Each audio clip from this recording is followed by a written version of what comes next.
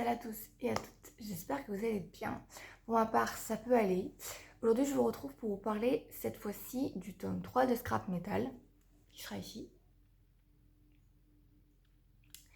Donc le tome 3 de Scrap Metal, donc de Jana Rose aux éditions Hugo Roman. Donc cette fois-ci, c'est à la ligne d'arrivée. Voilà, c'est le troisième tome, c'est le dernier de la saga, le dernier de la trilogie. Voilà. Bref. Alors, que dire? Alors, avant toute chose, toutes les informations concernant le bouquin seront en barre d'infos. Pas d'inquiétude à avoir, c'est comme d'habitude. Mes cheveux font n'importe quoi. Bref, on s'en fiche. Voilà.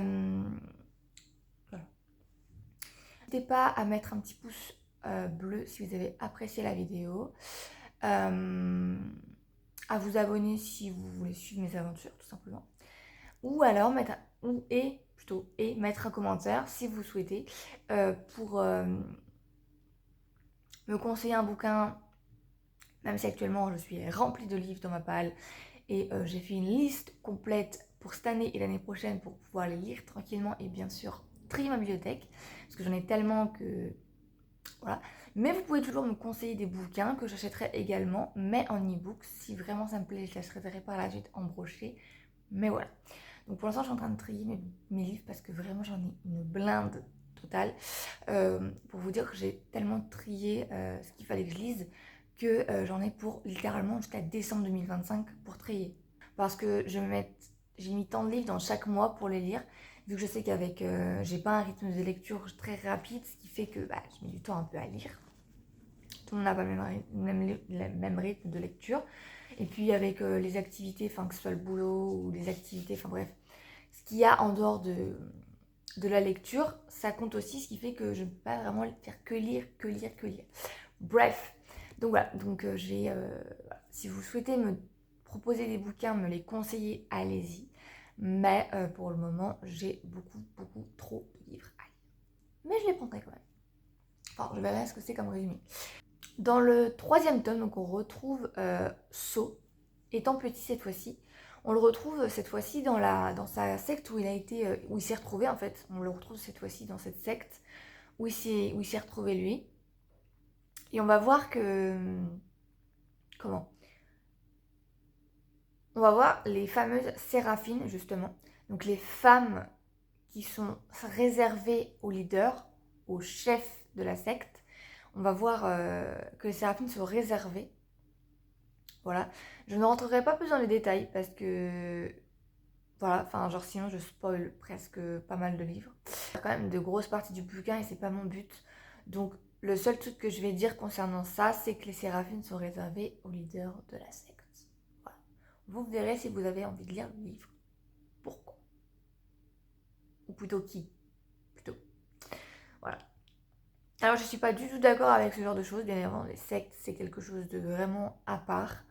Il y a certaines choses avec lesquelles je ne suis pas du tout d'accord dans les sectes, mais on n'a pas vraiment le choix, dans le sens où le livre c'est comme ça. Voilà. Bref.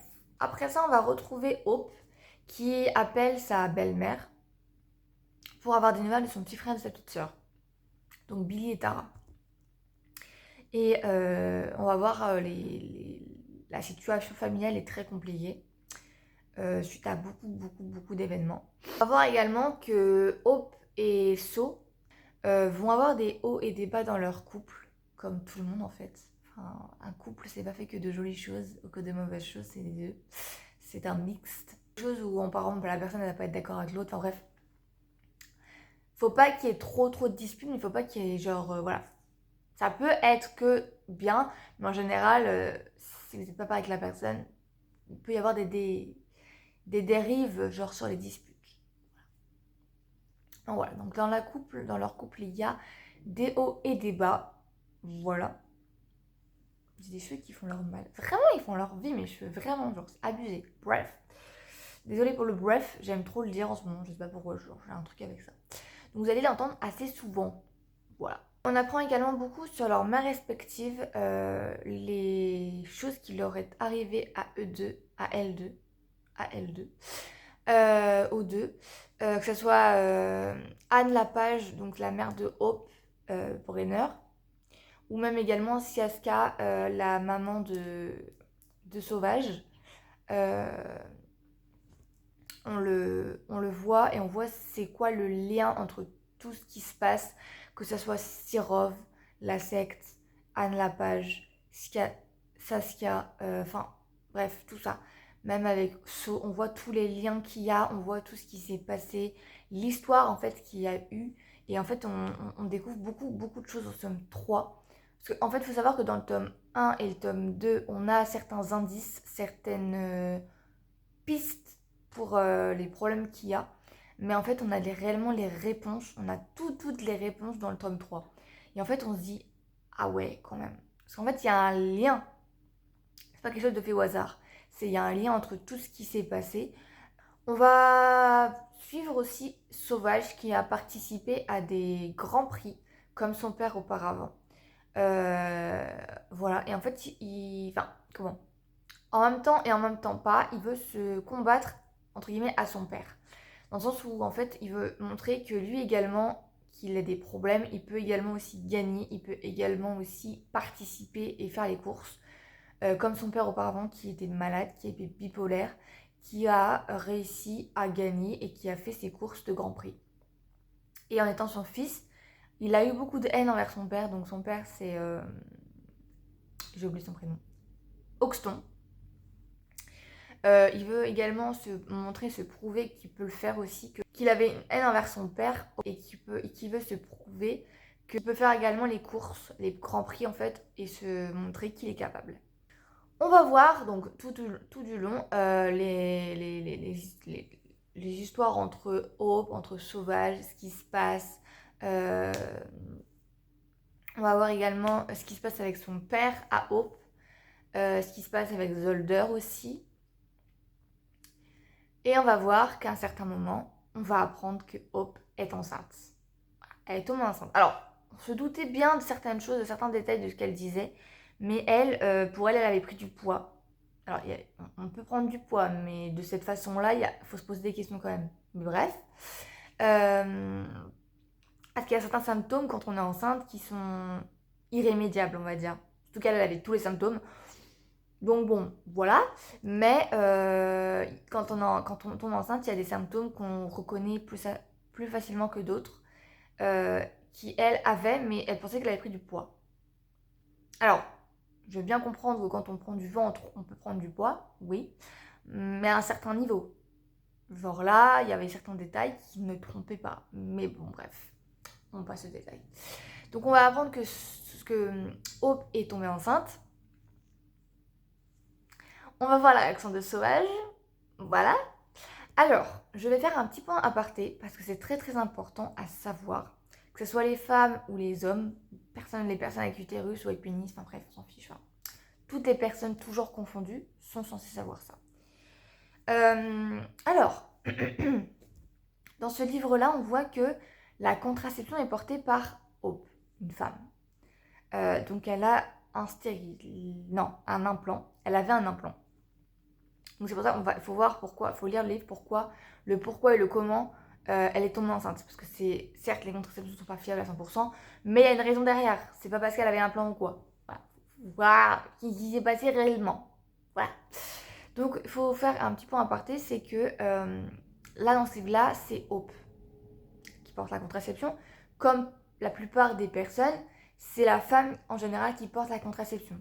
En général. En tout cas avec hormones. Il faut savoir que toutes les contraceptions ne sont pas fiables à 100%. La seule qui peut être fiable à 100% ou qui peut y avoir genre vraiment rien, c'est la stérilisation volontaire. Donc la stérilisation définitive. Voilà. Donc soit la vasectomie ou la ligature des trompes. Voilà. Enfin, c'est les seules que je connais. Je crois qu'il n'y a pas que la ligature des trompes, mais... Enfin, c'est pas il y a d'autres termes pour expliquer pour la ligature. Donc voilà, donc là, il y a la vasectomie pour les personnes à pénis et la ligature des trompes ou autres pour les personnes à utérus. Voilà. Faut savoir qu'il n'y a pas que ça comme contraception. Il y a l'implant, le stérilet, la pilule. Il doit y avoir un autre truc, mais je ne sais plus c'est lequel. Pour les femmes. Pour les hommes, il y a le préservatif, l'anneau testiculaire, l'anneau, et ensuite il y a aussi également la vasectomie, et également le slip chauffant. Il y a plein de choses. Donc, comme dans le livre expliqué, etc., c'est la femme qui porte la contraception, sauf que sa réaction à lui, c'était « Oui, tu m'as fait un gosse dans le dos », mais on peut pas faire de gosse dans le dos, en fait. Les hommes, en général, la plupart, sont fertiles 365 jours par année, c'est-à-dire tous les jours. La femme, elle est fertile 5 à 7 jours dans le mois. Dans le mois. Donc en fait, littéralement, on est fertile littéralement une semaine dans le mois. On a 4 semaines dans un mois, 4 semaines. On est fertile une semaine. Une semaine. Un homme est fertile toute l'année. Toute l'année. Donc en fait, c'est pas à la femme de prendre la responsabilité de la contraception totale, parce qu'en plus, la contraception, elle n'est pas 100% fiable. Faut se le dire aussi. Donc quand vous êtes en couple ou que vous faites un plan, peu importe lequel, avec quelqu'un que vous avez des relations sexuelles avec, en fait, prenez vos responsabilités. Il n'y a pas que la femme qui doit prendre la contraception. Les préservatifs, ils existent. Les exclusions, ils existent. Les anneaux, ils existent. Il y a plein de choses. Donc si tu veux vraiment pas de gosse de toute ta vie, fais la vasectomie. Ou fais autre chose, mais peu importe, mais prends une contraception.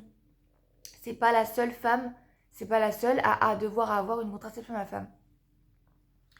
Et c'est ça le problème, c'est que genre j'ai vu ça dans le livre, vraiment, que le gars, il ose dire que la fille, la femme, elle a fait un gosse dans le dos. Mais on peut pas faire de gosse dans le dos. Tu voulais pas de gosse, bah prends en responsabilité ce que tu ne voulais pas. Elle a couché avec toi. Certes, il y a eu un problème avec son truc, etc. Je conçois. Mais pour autant, ce n'est pas sa faute à elle. Seulement, tu as ta part de responsabilité dedans, en fait. Tu ne voulais pas, fais en sorte que tu n'auras pas. Même si, en soi, toutes les contraceptions ne sont pas sûres à 100%, ce qui fait que, oui, effectivement, il peut y avoir quand même un problème. Mais, avant d'avoir le problème, il faut quand même prendre ses responsabilités et prendre la contraception en question. Il n'y a pas que elle qui doit la prendre. Bref, voilà. Donc, hommes et femmes confondus, prenez vos responsabilités, enfin je parle plutôt pour les hommes en l'occurrence, prenez vos responsabilités et prenez une contraception. Un préservatif, même si ça prend pas beaucoup de plaisir, c'est pas grave. Prenez-le, ça vous empêchera d'avoir un gosse, d'avoir un enfant, ou d'avoir recours à un IVG en fait. Une IVG, pardon. Voilà. Prendre nous dire, oui, les femmes, elles ne devraient pas avorter. Oui, mais en même temps, tu ne veux pas porter de préservatif. Comment on fait? On s'abstient? On s'abstient. Et tu n'auras pas de gosse. Bref.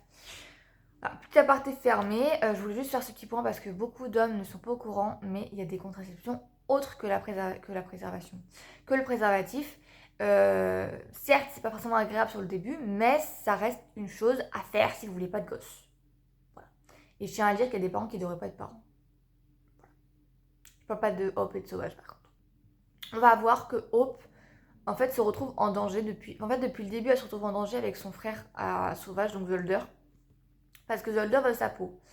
Voilà. Et en fait, on va apprendre ce qui se passe. On va apprendre pourquoi. Et on va découvrir beaucoup, beaucoup de choses. En fait, il faut se dire que dans ce livre-là, on voit beaucoup de choses. C'est-à-dire la relation entre So et Hope. On voit les grands prix. On voit également la relation entre Hope et son père. Comment ça se passe. Où il est. Pourquoi. Enfin, voilà. On va voir également la grand-mère de Hope. Donc, Popichou. On va voir les équipes de la secte également, enfin genre de la communauté de Sauvage Lait avec tout le monde, donc l'écurie. On va voir tout le monde. On va en entendre beaucoup sur leurs mères respectives, sur l'histoire qu'il y a eu, sur Kathleen. Bref, on va en apprendre beaucoup sur beaucoup de monde. Alors, qu'est-ce que j'en ai pensé du bouquin? J'ai beaucoup, beaucoup aimé le 3e tome. Les réponses qui nous sont apportées, l'histoire, les personnages, sauf Sauvage qui m'a un peu gavé au bout d'un moment par rapport à la contraception. Mais à part ça, j'ai adoré le livre. Vraiment, je le recommande vraiment parce qu'il est super bien. On apprend beaucoup de choses et ça c'est super. Vraiment, j'ai adoré le livre. C'est vraiment un bouquin que j'ai beaucoup aimé. J'étais vraiment accrochée à la lecture. Donc voilà. C'était génial. Bref. Voilà. Donc si vous avez aimé, faites comme ce que j'ai demandé au début de la vidéo. Mettez un petit pouce bleu, mettre un abonnement ou mettre un commentaire. Et puis moi, je vais vous laisser sur cette petite note-là. Là, c'était le dernier tome, donc je sais ce que je vais lire après, mais voilà, pour l'instant... En tout cas, moi, je vous fais de gros, gros, gros bisous. Je vous souhaite une très, très bonne journée. Il y a du soleil. En tout cas, aujourd'hui, du soleil. Je vous souhaite une très bonne journée, une très bonne matinée, une très bonne soirée, une très bonne nuit, en fonction de l'heure à laquelle vous la regardez la vidéo. En tout cas, moi, je vous fais une gros bisous et je vous dis à la prochaine pour une prochaine vidéo. Bisous, à plus tard. À bientôt.